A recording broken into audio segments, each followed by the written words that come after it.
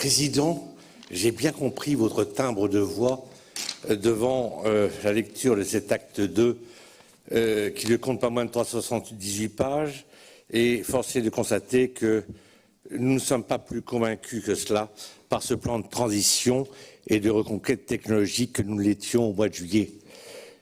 Votre dernière explication précédant mon exposé justifie pleinement les mots pas forcément amènes que je vais tenir au sujet de ce projet. En effet, ce véritable catalogue à la Prévert, loin de participer à la relance économique, prétend refondre l'ensemble de notre modèle économique en partant du présupposé que ce dernier est obsolète et doit être remplacé par un modèle inspiré par Néoterra. Ainsi, sous la plume des rédacteurs de votre projet, la crise de la Covid apparaît comme une divine surprise.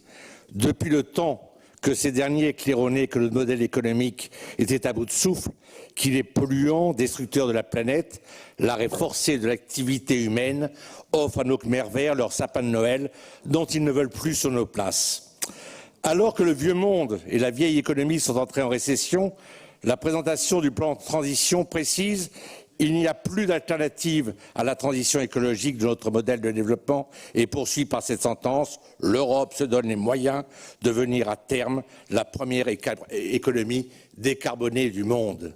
L'aveu est clair, il n'est pas question d'une reconquête économique et industrielle qui verrait retrouver la France retrouver son rang de grande nation économique, mais seulement de faire entrer notre économie dans la doxa écolo qui veut du décarboné et du décroissant partout. Ainsi, en page 20, vous mettez en exergue la nécessité de placer au cœur du projet de relance des filières de l'intégration des leviers environnementaux, sociétaux, économiques.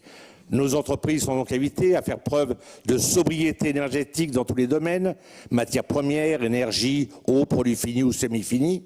Elles doivent aussi tendre vers un approvisionnement durable en prenant en compte des conditions d'extraction et des modalités de production des ressources naturelles.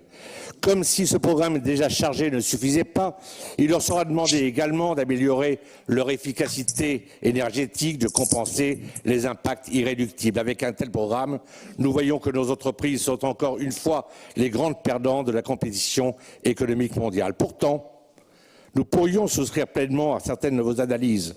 Le constat que vous dressez du bilan de la crise est bien posé, notamment les carences de notre pays dans certains domaines stratégiques, santé, médicaments, énergie, mais le remède en matière de protectionnisme, de mise en place de barrières douanières, de sortie du système libre-échangiste n'est même pas évoqué dans votre plan de relance. Ainsi, en matière énergétique, vous souhaitez une France indépendante.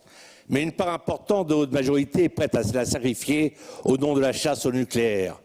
Peut-être pensez-vous remplacer la production de nos centrales nucléaires par des milliers d'éoliennes et par la réactivation des centrales à charbon qui en découlent, telles que les Grünen l'ont imposé de façon inconséquente en Allemagne.